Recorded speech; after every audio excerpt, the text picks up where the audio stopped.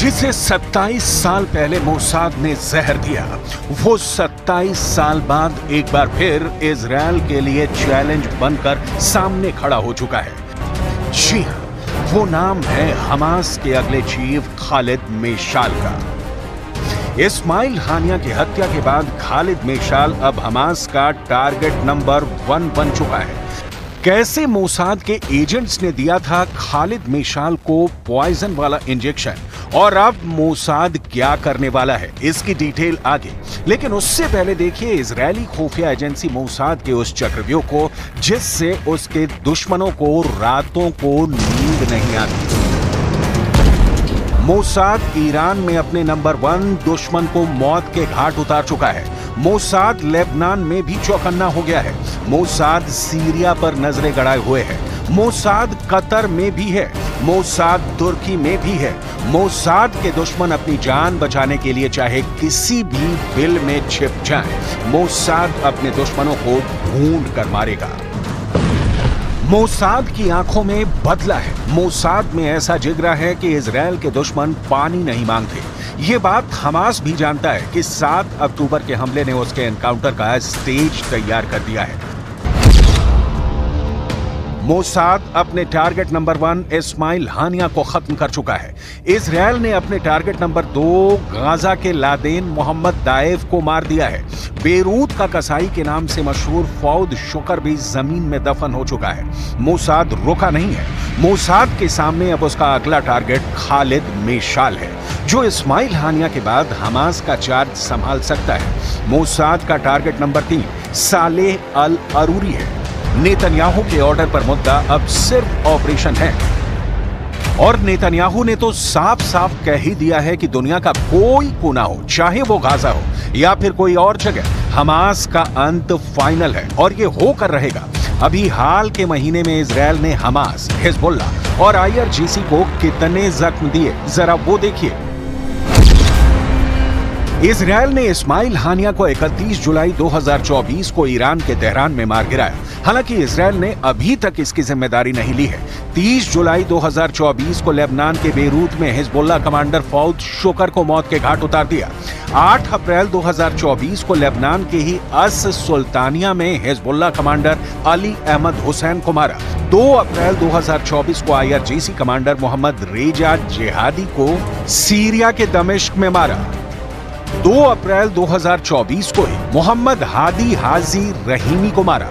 31 मार्च 2024 को लेबनान के पुनेन में हिजबुल्लाह कमांडर इस्माइल अल जिन को मार गिराया। 8 जनवरी 2024 को हिजबुल्लाह कमांडर मजदल सेलम को लेबनान में मारा। 2 जनवरी 2024 को हमास पॉलिटिकल ब्यूरो का डिप्टी चीफ सालेह अल अरूरी को लेबनान के बेरूत में मारा। 25 दिसंबर 2023 को आईआरजीसी में एडवाइजर सैयद राजी मोसावी को सीरिया के दमिश्क में मार गिराया। इजराइल एक के बाद एक अपने 3 पावरफुल दुश्मनों को खत्म कर चुका है और अब निशाने पर है खालिद मेशाल। अब जानिए कि कौन है खालिद मेशाल, जो हमास का नया चीफ बनने वाला है। लेकिन उससे पहले खालिद मेशाल की 27 साल पहले की वो कहानी, जब वो बेड पर पड़ा था और अपनी आखिरी सांसें गिन रहा था। सितंबर 1997 खालिद मेशाल अस्पताल के बिस्तर पर पड़ा था और मर रहा था। उसके खून में जहर बह रहा था। इससे उसका श्वसन तंत्र आहिस्ता आहिस्ता काम करना बंद करता जा रहा था। एक मशीन के जरिए उसके फेफड़ों को ऑक्सीजन दी जा रही थी। बेंजामिन नेतन्याहू के आदेश पर ही इजरायली खुफिया एजेंसी मोसाद के एजेंटों ने खालिद मेशाल को कान के जरिए जहर का इंजेक्शन दिया था। सन 1997 में यह घटना हुई और इसके 15 साल बाद दिसंबर 2012 में खालिद मेशाल गाजा सिटी में लोगों के सामने आया। वो फिलिस्तीनियों की भीड़ के बीच एक रॉकेट के विशाल मॉडल से बाहर निकला।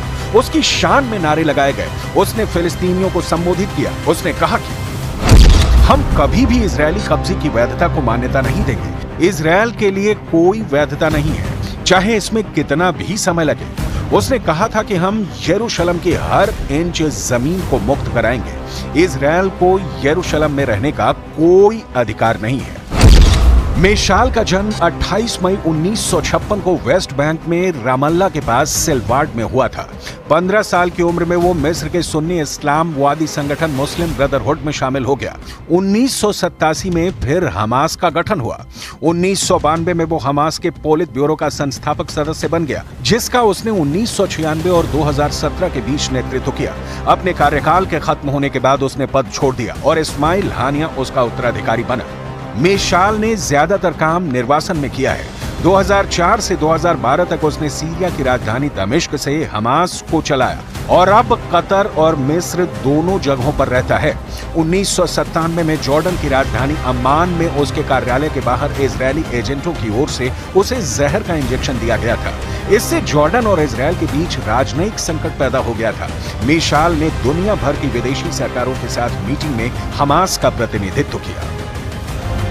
अब खालिद मेशाल और बेंयामिन नेतन्याहू फिर से एक दूसरे के आमने सामने होंगे, क्योंकि इस्माइल हानिया की मौत के बाद मेशाल को हमास का चीफ बनाया जा रहा है। इसीलिए मोसाद सुपर एक्टिव हो चुकी है।